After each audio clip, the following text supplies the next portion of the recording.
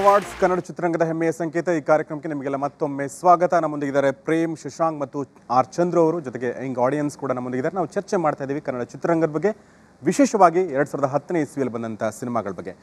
Prove ಆಗಿರೋ ಆ್ಯಕ್ಟ್ರ್ಗಳನ್ನೇ ಅವ್ರು ಹಿಡ್ಕೊಂಡೇ ಹೋಗ್ತೀವಿ, ಅವ್ರ ಕಾಲ್ ಶೀಟ್ ಸಿಕ್ಕರೆ ಸಿನಿಮಾ ಮಾಡ್ತೀವಿ, ಅವ್ರಿಗೋಸ್ಕರ ವೆಯ್ಟ್ ಮಾಡ್ತೀವಿ. ಯಾಕೆ ಹೊಸಬರು ಟ್ಯಾಲೆಂಟೆಡ್ ಇರುವಂಥ ಆರ್ಟಿಸ್ಟ್ಗಳನ್ನ ನಾವು ಯಾಕೆ ಹಾಕ್ಕೊಳ್ಳಲ್ಲ ಶಶಾಂಕ್? ಪ್ರೆಸೆಂಟ್ ಸಿನಾರಿಯೋ ಏನಂದರೆ ಎಲ್ಲವನ್ನು ಕಮರ್ಷಿಯಲ್ ಆಗಿ ನೋಡುವಂಥದ್ದು.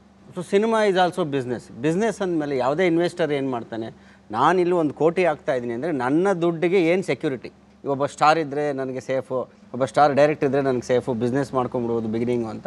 ಸೊ ಎಕನಾಮಿಕ್ಸ್ ವರ್ಕೌಟ್ ಮಾಡೋ ಟೈಮ್ನಲ್ಲಿ ನಿಮಗೆ ಇದು ಬೇಕೇ ಬೇಕು. ಅದರ ಆಚೆಗೆ ನೀವು ಹೊಸಬ್ರನ್ನ ಇಟ್ಟು ಸಿನಿಮಾ ಮಾಡಬೇಕು ಅಂತಂದರೆ investor has to decide that. ನನಗೆ ಬಟ್ ಯಾರೋ ಒಬ್ಬ ತುಂಬ ಟೇಸ್ಟ್ ಇರುವಂಥ ಇನ್ವೆಸ್ಟರ್ ಬಂದು, ಈಗ ಫಾರ್ ಎಕ್ಸಾಂಪಲ್ ಈಗ ಕೃಷ್ಣಪ್ಪ ಅವ್ರು ಬಂದರು, ಕೃಷ್ಣಪ್ಪ ಅವ್ರು ಬಂದರು, ಮುಂಗಾರು ಮಳೆ ಸಿನಿಮಾ ಮಾಡ್ತೀವಿ, ಏನು ಪರವಾಗಿಲ್ಲ, 1.5 ಕೋಟಿಗೆ ನಾನು ಹೋದ್ರೂ ಚಿಂತೆ ಇಲ್ಲ, ಒಂದು ಒಳ್ಳೆ ಸಿನಿಮಾ ಮಾಡ್ರಿ ಅಂದರು.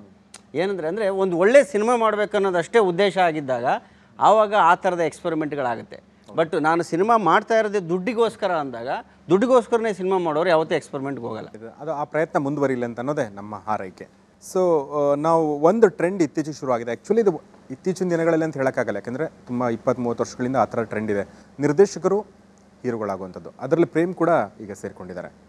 ಒಬ್ಬ ಉಪೇಂದ್ರ ಇರ್ಬೋದು, ನಿರ್ದೇಶಕರು ಹೌದು, ಆ್ಯಕ್ಟರ್ ಹೌದು, ಸುದೀಪ್ ಆ ಥರ ಪ್ರಯತ್ನಗಳು ಮಾಡಿದ್ದಾರೆ.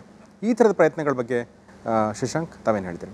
ಸದ್ಯಕ್ಕೆ ಆ ಥರದ ಯಾವ ಯೋಚನೆಯೂ ಇಲ್ಲ, ಬಟ್ ಅದನ್ನು ಮಾಡೋದು ತಪ್ಪು ಅಲ್ಲ. ಬೇಸಿಕಲಿ ಒಬ್ಬ ಗುಡ್ ಡೈರೆಕ್ಟರ್ ಅಂದರೆ ಅವನ ಒಳಗಡೆ ಒಬ್ಬ ಒಳ್ಳೆ ಆ್ಯಕ್ಟರ್ ಇದ್ದೇ ಇರ್ತಾನೆ. ಎಕ್ಸಾಕ್ಟ್ಲಿ. ಆಮೇಲೆ ಒಬ್ಬ ಒಳ್ಳೆ ನಟನಿಗೆ ಒಳ್ಳೆ ನಿರ್ದೇಶಕನ ಗುಣಗಳು ಇರುತ್ತೆ.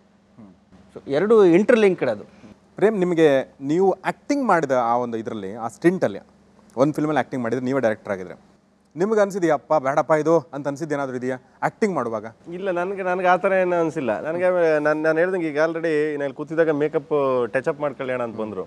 ನನಗೆ ಆ ಸಿನಿಮಾದಲ್ಲಿ ಗೀಕಪ್ ಯಾರೋ ಹತ್ರ ಬರೋಂಗಿಲ್ಲ. ನನಗೆ ನಾವು ಮೇಕರ್ ಹೆಂಗಿದ್ದೆ, ಸೊ ಅದೇ ಥರ ತೋರಿಸ್ಕೊಂಡೆ ನಾನು. ಒಬ್ಬ ಮೇಕರ್ ಅಂತ ಹೆಂಗಿದ್ದೆ, ಆರ್ಟಿಸ್ಟ್ ಅಂತ ತೋರ್ಸೋಕೆ ಹೋಗಿಲ್ಲ ನಾನು.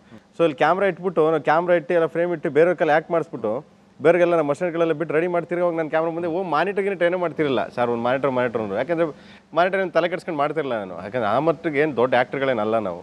ಆಮೇಲೆ ಕತೆ ಇದ್ದಿದ್ದೆ ಆ ಥರ ಪ್ಲೇ ಅದು. ಆಮೇಲೆ ತಿರ್ಗಾ ಫೈಟ್ ಆಗಲಿ ಡ್ಯಾನ್ಸ್ ಮಾಡಬೇಕಾದ್ರೆ ಸರ್ ಒಂದು ಮಾನಿಟರ್ ಸರ್ ಅಂದು, ನೀವು ಡ್ಯಾನ್ಸ್ ಮಾಸ್ಟರ್ಗೆ ಮಾನಿಟರ್ನ ಮಾಡಿದ್ದೆ ಡ್ಯಾನ್ಸ್ ಅದು. ಯಾಕೆಂದ್ರೆ ಬರಲ್ಲ ಡ್ಯಾನ್ಸ್, ನನಗೆ ಬರಲ್ಲ ಅದು. ಫೈಟ್ ಮಾಡಿದ್ವಿ, ಒಂದು ಫೈಟ್ ಅದು ಇಂಡಿಯಾದಲ್ಲಿ ಫಸ್ಟ್ ಟೈಮ್ ಮಾಡಿದ್ದು ಫೈಟ್. ಆ್ಯಕ್ಚುಲಿ 5 ಮಿನಿಟ್ಸ್ ಒಂದೇ ಶಾರ್ಟ್ ಪ್ಲ್ಯಾನ್ ಮಾಡಿ ಮಾಡಿದ್ವಿ. ಅದನ್ನ 4 ದಿನ ರಿಹರ್ಸಲ್ ಮಾಡಿ 5ನೇ ದಿನ ಟೇಕ್ ಮಾಡಿದ್ದೆ ಅದನ್ನು. ಸೊ ನನಗೇನು ಆ ಥರದ್ದೇನು ಅನಿಸ್ಲಿಲ್ಲ. ಆಮೇಲೆ ಸುಮಾರು ಸಿನಿಮಾಗಳು ಬಂದು ಆ್ಯಕ್ಟ್ ಮಾಡೋಕ್ಕೆ ಅಂತ ಮಾಡಲಿ. ಈಗ ಮಾಡ್ತಾ ಇದ್ವಿ, ಮಾಡ್ಬೇಕು, ಸುಮ್ಗಿರಿ, ಚೆನ್ನಾಗಿರ್ತದೆ. ಈ ಚರ್ಚೆನ ಮುಂದುವರ್ಸೋಣ. 3ನೇ ಸುವರ್ಣ ಫಿಲ್ಮ್ ಅವಾರ್ಡ್ಸ್, ಇದರಲ್ಲಿ ಇನ್ನೂ ಒಂದು ಅಂಶ ಬಿಟ್ಟು ಹೋಗಿದೆ. ಅದು ಮಹಿಳಾ ನಿರ್ದೇಶಕರು ಯಾಕೆ ಕಡಿಮೆ ಅನ್ನೋ ಒಂದು ಪ್ರಶ್ನೆ ಯಾವಾಗಲೂ ಕಾಡ್ತಾ ಇರುತ್ತೆ. ಸೊ ನಾವು ಆ ಒಂದು ಪ್ರಶ್ನೆ ಎತ್ಕೊಂಡು ಮತ್ತೆ ವಾಪಸ್ ಬರ್ತೀನಿ. 3ನೇ ಸುವರ್ಣ ಫಿಲ್ಮ್ ಅವಾರ್ಡ್ಸ್ ಕನ್ನಡ ಚಿತ್ರರಂಗದ ಹೆಮ್ಮೆಯ ಸಂಕೇತ. ಈ ಕಾರ್ಯಕ್ರಮ ಮುಂದುವರಿಯುತ್ತೆ ಚಿಕ್ಕದೊಂದು ಬ್ರೇಕ್ನ ನಂತರ.